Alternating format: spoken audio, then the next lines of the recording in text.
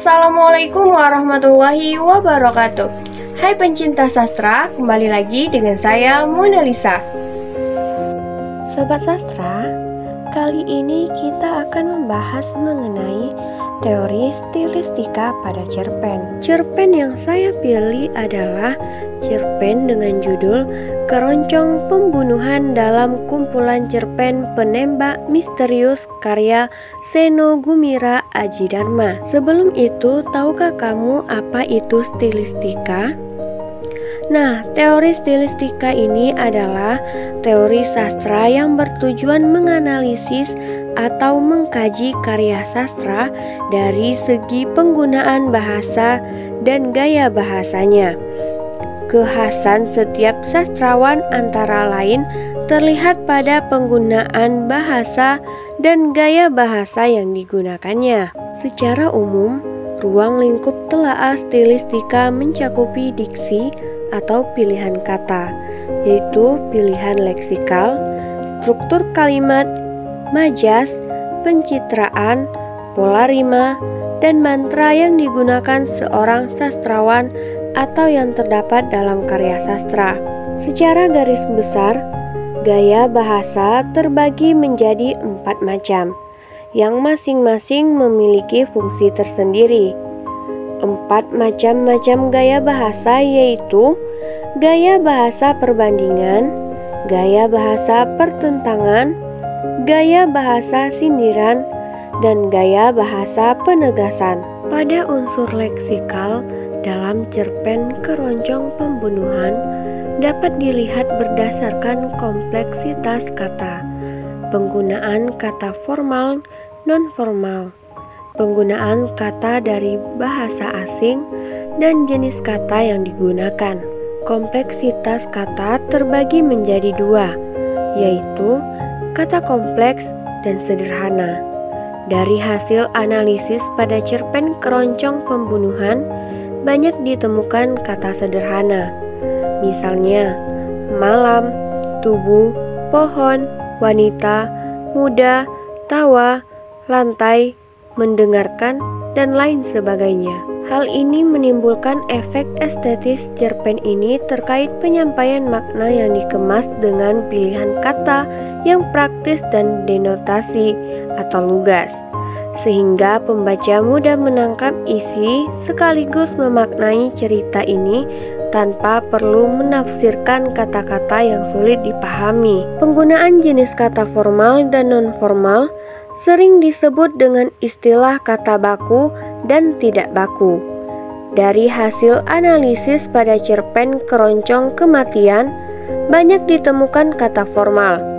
Misalnya, lagu, tua, merah, darah, menemukan, berbicara, melihat, dan lain sebagainya. Hal tersebut menunjukkan bahwa penggunaan kata telah sesuai dengan kaidah ejaan yang disempurnakan dalam bahasa Indonesia dan tidak memihak daerah atau etnis tertentu walaupun sedikit ditemukan kata non-formal seperti dong, puset, tak, au, dan Penggunaan kata dari bahasa asing dalam cerpen Keroncong Pembunuhan hanya sedikit, yaitu dari bahasa Inggris, seperti handphone, ilke, talk, chatting, dan please. Dan dalam bahasa Cina, yaitu terdapat kata Cheongsam. Hal tersebut menunjukkan bahwa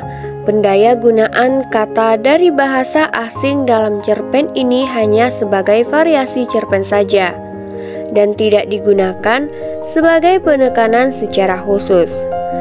Dapat dikatakan bahwa pengarang lebih nyaman dan suka menggunakan bahasa Indonesia daripada macam pukodekan bahasa. Pada unsur gramatikal, dalam cerpen Keroncong Pembunuhan dapat dilihat berdasarkan kompleksitas kalimat, dan jenis frasa. Penggunaan bentuk struktur yang dominan dalam cerpen Keroncong Pembunuhan adalah penggunaan bentuk struktur kalimat sederhana. Hal tersebut memberikan efek estetis yaitu munculnya kesan cerpen ini disampaikan dengan sederhana, namun tidak mengaburkan pesan yang ingin disampaikan kepada pembaca.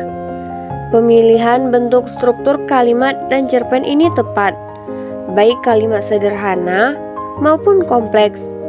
Hal ini disebabkan struktur kalimat itu lebih memperjelas makna yang ingin disampaikan dan beberapa penekanan terhadap makna tertentu. Struktur kalimat kompleks digunakan untuk memperjelas makna yang ingin disampaikan, tampak pada salah satu kutipan cerpen.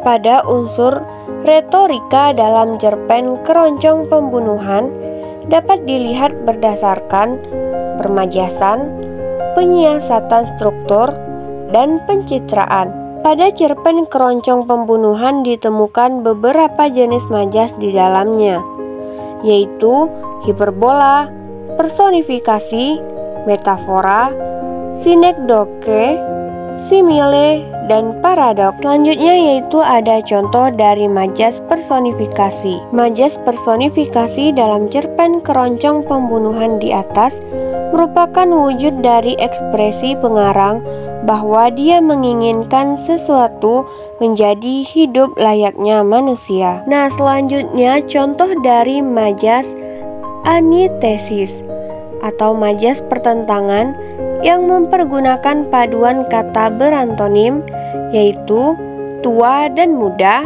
ujung dan pangkal. Selanjutnya yaitu ada contoh dari majas simile, yaitu majas yang membandingkan benda yang sudah disebutkan dengan memberi persamaan dengan benda tersebut sehingga jelas kepada pembaca keadaan benda tersebut.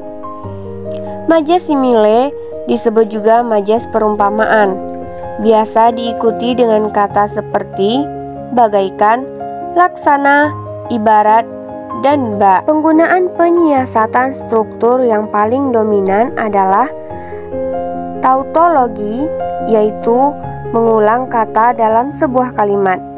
Di samping itu juga diikuti repetisi dan retoris. Munculnya penyiasatan struktur pada cerpen Keroncong Pembunuhan tersebut bertujuan untuk memberikan tekanan dalam sebuah hubungan kalimat dan menciptakan efek estetis sekaligus sebagai penekanan makna. Berikut beberapa contoh penyiasatan struktur, yaitu tautologi, repetisi, dan juga retoris. Selanjutnya yaitu pendayagunaan citraan penglihatan atau visual secara dominan terdapat dalam cerpen Keroncong Pembunuhan. Hal ini tersebut dikarenakan isi dari cerpen ini banyak berhubungan dengan kegiatan visual. Sedangkan kegiatan visual itu menggunakan indera penglihatan, yaitu mata. Selain itu, citraan yang muncul yaitu pendengaran, pengecapan, dan kinestetik atau gerak. Nah, itulah analisis stilistika pada cerpen Keroncong Kematian beserta contoh dan kutipan yang ada di dalam cerpen tersebut. Semoga bermanfaat dan sampai ketemu di video susastra lainnya.